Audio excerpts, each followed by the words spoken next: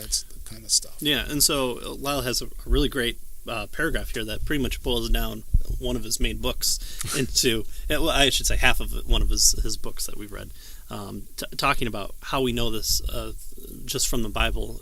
What of God's character allows us to have confidence in things like science, the laws of logic, and morality? It's only through having a correct understanding of who God is and understanding His character that we're able to appeal to it, because to appeal to something outside of God is to declassify God as a God, because then the blind watchmaker is the one who tells God what to enforce. Okay, so we should be worshiping the blind watchmaker because he has power over God in some fashion. Or if they're just arbitrary means, then for God to say that Mars is in the sky today and the Mars is underneath the Earth tomorrow is entirely possible. And so does the Bible talk about God in that fashion? No, it talks about His character being consistent and unchanging, and even though He acts in nature, science is the way that He sees the world.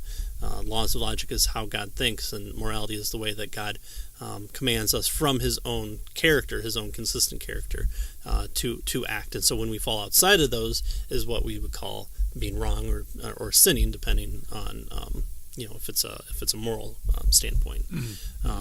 Saying 2 + 2 = 5, when you're 4 years old is not a sin, but you're falling outside of how God thinks in that fashion. So when even school, you take the most strict communistic behind the Iron Curtain, and you give a kid a list of problems, and 2 + 2 = 4. Why do you put a green check mark next to it and not and a red X next to someone who says 5? If truth is just all relative, and we should be lambasting teachers for being inconsiderate to our precious little ones, being dogmatic. Yeah. Toward It's just terrible. Yeah. Well, how do you have this understanding of what the world is made of, and how we can come to know things?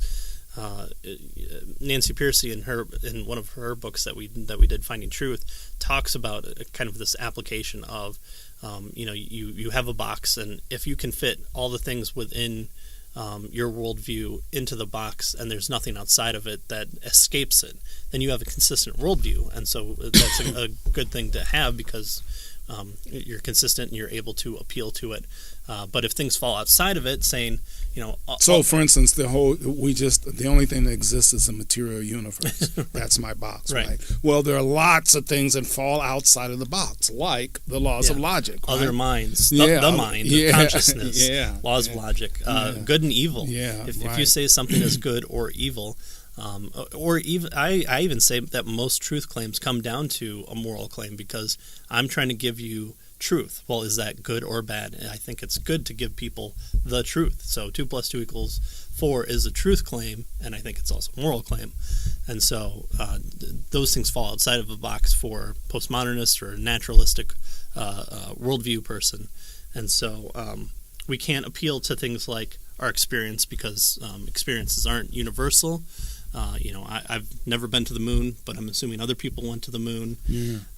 I've never died, but I guess I'm gonna die one day. Well, I've never experienced it. Yes, I'm pretty sure a truck that would hit me would hurt, although I've never been hit by a truck. Those type of things is or you can't appeal to past experiences, which we see even in the scientific community.